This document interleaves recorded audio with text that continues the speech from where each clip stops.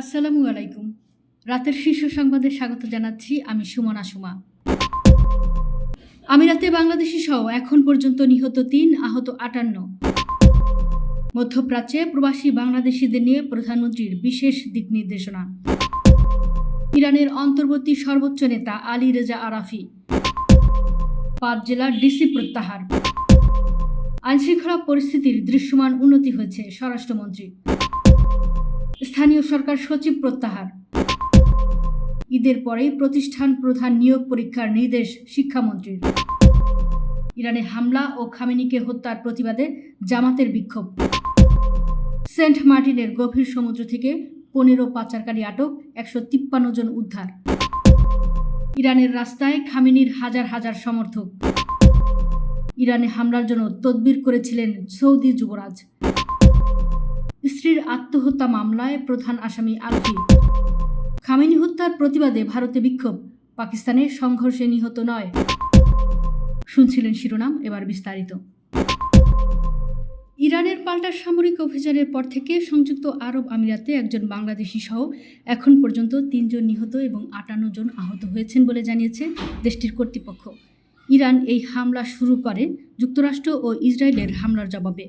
সংযুক্ত আরব আমিরাতের প্রতিরক্ষা মন্ত্রণালয় জানিয়েছে এ সময় ১৬৫টি ব্যালিস্টিক ক্ষেপণাস্ত্র শনাক্ত করা হয়েছে, যার মধ্যে ১৫২টি ধ্বংস করা হয়েছে।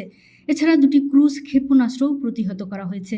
মন্ত্রণালয় আরও জানিয়েছে মোট ৫৪১টি ইরানি ড্রোন শনাক্ত করা হয়েছে, যার মধ্যে ৫০৬টি প্রতিহত ও ধ্বংস করা সম্ভব হয়েছে। নিহত ৩ জন যথাক্রমে পাকিস্তান, নেপাল ও বাংলাদেশের নাগরিক ছিলেন বলেও জানানো হয়েছে। ইরান সহ মধ্যপ্রাচ্যের বর্তমান যুদ্ধ পরিস্থিতির পরিপ্রেক্ষিতে প্রবাসী বাংলাদেশিদের জানমালের নিরাপত্তা ও সার্বিক অবস্থার খোঁজখবর নিয়েছেন প্রধানমন্ত্রী তারেক রহমান।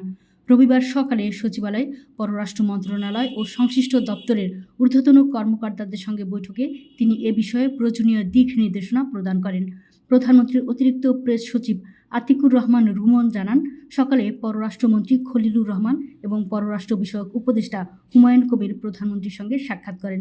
বৈঠকে মধ্যপ্রাচ্যে অবস্থানরত বাংলাদেশিরা কী অবস্থায় আছেন এবং উদ্ভূত পরিস্থিতিতে তাদের নিরাপত্তা নিশ্চিত করতে কী কী পদক্ষেপ নেওয়া প্রয়োজন তা নিয়ে বিস্তারিত আলোচনা হয়। মধ্যপ্রাচ্যে উত্তেজনার কারণে অনেক আন্তর্জাতিক ফ্লাইট বাতিল হওয়ায় ভোগান্তিতে পড়েছেন সাধারণ যাত্রীরা।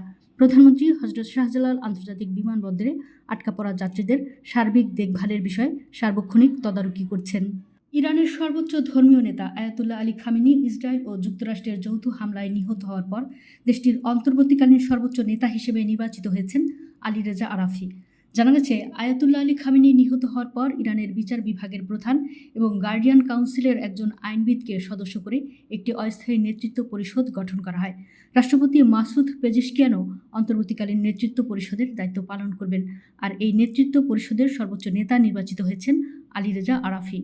রোববার এক্সপিডিয়েন্সি ডিসসার্নমেন্ট কাউন্সিলের মুখপাত্র মোহসেন দেহনাভি দেশটির এই নতুন নেতার নাম ঘোষণা করেন। উন্মুক্ত বিশ্বকোষ উইকিপিডিয়ার তথ্য মতে ১৯৫৯ সালে জন্ম নেওয়া আলী রেজা আরাফি একজন ইরানি ধর্মগুরু। তিনি দেশটির অভিভাবক পরিষদ বিশেষজ্ঞ পরিষদের সদস্য। আল মুস্তফা আন্তর্জাতিক বিশ্ববিদ্যালয়ের প্রাক্তন চেয়ারম্যান ছিলেন তিনি। এছাড়াও তিনি দেশটির বিভিন্ন সেক্টরে গুরুত্বপূর্ণ দায়িত্ব পালন করেন। দেশের ৫ জেলা প্রশাসক ও জেলা ম্যাজিস্ট্রেটকে প্রত্যাহার করা হয়েছে। প্রত্যাহার করে তাদেরকে জনপ্রশাসন মন্ত্রণালয়ে ন্যস্ত করা হয়েছে। রোববার জনপ্রশাসন মন্ত্রণালয় থেকে এ সংক্রান্ত প্রজ্ঞাপন জারি করা হয়। তারা হলেন গাজীপুরের ডিসি মোহাম্মদ আলম হোসেন, পঞ্চগড়ের ডিসি কাজী মোহাম্মদ সাইমুজ্জামান, কুষ্টিয়ার ডিসি মোহাম্মদ ইকবাল হোসেন, নেত্রকোনার ডিসি মোহাম্মদ সাইফুর রহমান ও চাঁপাইনবাবগঞ্জের ডিসি মোহাম্মদ সাদাত হোসেন মাসুদ। তবে নতুন করে এসব জেলায় এখনও ডিসি নিয়োগ দেওয়া হয়নি। স্বরাষ্ট্রমন্ত্রী সালাউদ্দিন আহমেদ বলেছেন, বর্তমান সরকার দায়িত্ব গ্রহণের পর আইন শৃঙ্খলা পরিস্থিতির দৃশ্যমান উন্নতি হয়েছে। আইন শৃঙ্খলা পরিস্থিতি আগের চেয়ে ভালো, আরও উন্নতির চেষ্টা করা হচ্ছে। রোববার দুপুরে সচিবালয়ে স্বরাষ্ট্র মন্ত্রণালয়ে সাংবাদিকদের সঙ্গে আলাপকালে মন্ত্রী একথাও জানান। এর আগে ঢাকায় নিযুক্ত ভারতের হাইকমিশনার প্রণয় কুমার ভার্মা স্বরাষ্ট্রমন্ত্রী সালাউদ্দিন আহমেদের সঙ্গে সৌজন্য সাক্ষাৎ করতে সচিবালয়ে আসেন। ভারতীয় হাইকমিশনারের সঙ্গে বৈঠকে কী আলোচনা হয়েছে এ বিষয়ে জানতে চাইলে স্বরাষ্ট্রমন্ত্রী বলেন, ভারতের হাইকমিশনারকে সীমান্ত নিয়ে কথা বলেছি, বিশেষ করে সীমান্ত হত্যা যেন আর শুনতে না হয়। সেজন্য বিজেপি ও বিএসএফকে সবসময় এ বিষয়ে বৈঠক করতে থাকে। যতটুকু সম্ভব এড়িয়ে চলার জন্য বলা হয়েছে। স্থানীয় সরকার বিভাগের সচিব মোহাম্মদ রেজাউল মাকসুদ জাহিদিকে প্রত্যাহার করে প্রজ্ঞাপন জারি করেছে জনপ্রশাসন মন্ত্রণালয়। রবিবার জনপ্রশাসন মন্ত্রণালয় থেকে এ সংক্রান্ত প্রজ্ঞাপন জারি করা হয়। প্রজ্ঞাপনে রেজাউল মাকসুদ জাহিদিকে প্রত্যাহার করে জনপ্রশাসন মন্ত্রণালয় সংযুক্তির আদেশ দেওয়া হয়। রেজাউল মাকসুদ জাহিদি গত বছরের 7 এপ্রিল স্থানীয় সরকার বিভাগের সচিব হিসেবে যোগদান করেন। এর আগে তিনি যুব ও ক্রীড়া মন্ত্রণালয়ের সচিব হিসেবে দায়িত্ব পালন করেন। ঈদের পরপরই বেসরকারি শিক্ষক নিবন্ধন ও প্রত্যয়ন কর্তৃপক্ষের প্রতিষ্ঠান প্রধান ও সহপ্রধান নিয়োগ পরীক্ষার আয়োজনের নির্দেশ দিয়েছেন শিক্ষা ও প্রাথমিক ও গণশিক্ষা মন্ত্রী। তিনি বলেন, 17 এপ্রিল পর্যন্ত অপেক্ষা না করে প্রয়োজনে আরও 15 থেকে 20 দিন এগিয়ে এনে দ্রুততম সময়ের মধ্যে পরীক্ষা সম্পন্ন করতে সংশ্লিষ্টদের উদ্যোগ নিতে হবে। রোববার রাজধানীর স্কাটন গার্ডেন রোড এলাকায় এনটিআরসি কার্যালয়ে কর্মকর্তাদের সঙ্গে বৈঠকে তিনি এর নির্দেশনা দেন। বৈঠক সূত্রে জানা গেছে, প্রয়োজনে বিজি প্রেসের সঙ্গে সমন্বয় করে কিভাবে নির্ধারিত সময়ের আগেই পরীক্ষা আয়োজন করা যায় সে বিষয়ে প্রয়োজনীয় ব্যবস্থা নিতে শিক্ষামন্ত্রী নির্দেশনা দিয়েছেন। আন্তর্জাতিক আইন লঙ্ঘন করে ইরানের উপর যুক্তরাষ্ট্র ও ইসরায়েলের হামলা এবং দেশটির সর্বোচ্চ ধর্মীয় নেতা আয়াতুল্লাহ আলী খামেনি ও ঊর্ধ্বতন সামরিক কর্মকর্তাদের হত্যার প্রতিবাদে বিক্ষোভ সমাবেশ করেছে বাংলাদেশ জামাতে ইসলামী।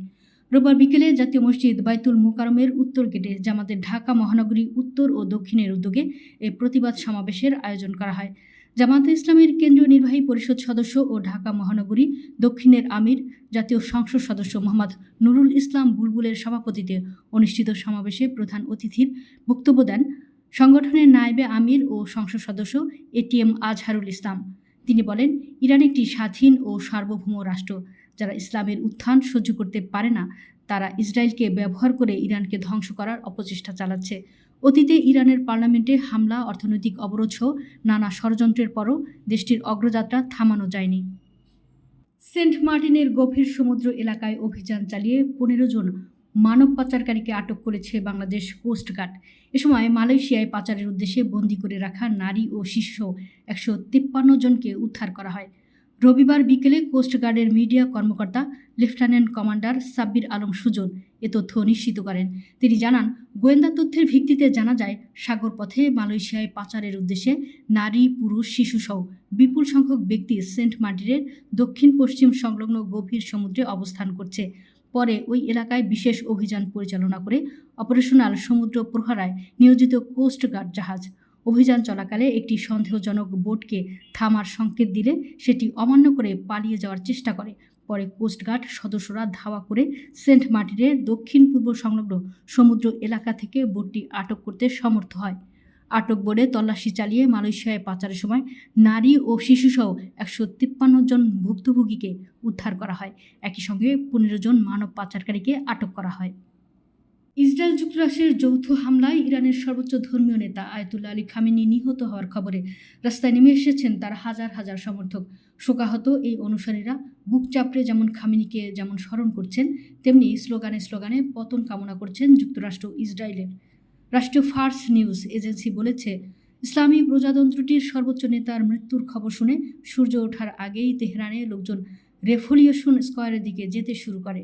এদের অনেকে আকাশের দিকে তাকিয়ে খামেনিকে স্মরণ করে কাঁদতে থাকেন। আন্তর্জাতিক সংবাদ মাধ্যম আল জাজিরা জানায়, সিরাজ, ইয়াসুস সহ বিভিন্ন শহরে খামেনির ছবি ও জাতীয় পতাকা হাতে নেমে এসেছেন তার হাজার হাজার সমর্থক। এছাড়া ইরাকের বাগদাদ ও কারবালা এবং কাশ্মীরেও খামেনি হত্যার প্রতিবাদে লোকজন রাস্তায় নেমেছে। শনিবার সকাল থেকে ইরানে যুক্তরাষ্ট্র ও ইসরায়েলের হামলায় দেশটির সর্বোচ্চ নেতা আয়াতুল্লাহ আলী খামেনি সহ শীর্ষ আরও অনেক নেতা ও কমান্ডার নিহত হয়েছেন। এমন পরিস্থিতির মধ্যেই প্রভাবশালী মার্কিন সংবাদ মাধ্যম দ্য ওয়াশিংটন পোস্ট তাদের এক প্রতিবেদনে জানিয়েছেন, ইরানে এই হামলা শুরুর নেপথ্যে আছে সৌদি আরব। সৌদি যুবরাজের চাপেই ইরানে হামলা চালায় যুক্তরাষ্ট্র ও ইসরায়েল। ওয়াশিংটন পোস্ট এর প্রতিবেদনে বলা হয়েছে, সৌদি যুবরাজ মোহাম্মদ বিন সালমান গত মাসে মার্কিন প্রেসিডেন্ট ডোনাল্ড ট্রাম্পকে একাধিকবার ব্যক্তিগত ফোনে ইরানে হামলার জন্য চাপ দিয়েছিলেন, যদিও প্রকাশ্যে তিনি কূটনীতির পক্ষে ছিলেন।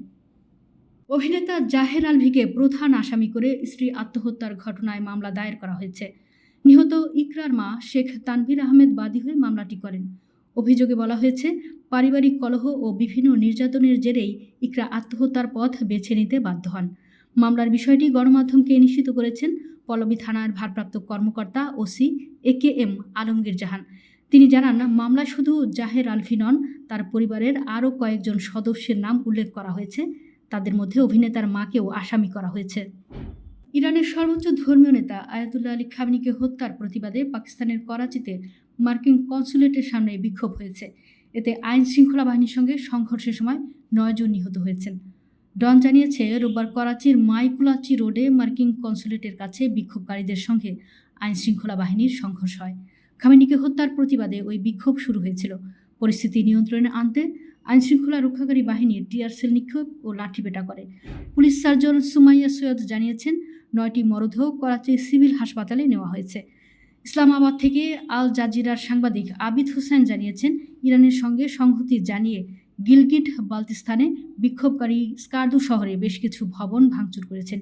এর মধ্যে আছে জাতিসংঘ সংশ্লিষ্ট একটি আঞ্চলিক দপ্তর। প্রাথমিকভাবে কেবল ভবনের ক্ষয়ক্ষতির তথ্য জানা গেছে। এদিকে ভারত শাসিত কাশ্মীরে কয়েক হাজার শিয়া মুসলিম বিক্ষোভ করেছেন। শ্রীনগরে লাল, কালো ও হলুদ পতাকা হাতে বিক্ষোভকারীরা সমবেত হন। সেখানে ইসরায়েল ও যুক্তরাষ্ট্র বিরোধী স্লোগান দেওয়া হয়। দর্শক, ভিডিওটি শেষ পর্যন্ত দেখার জন্য আপনাকে অসংখ্য ধন্যবাদ।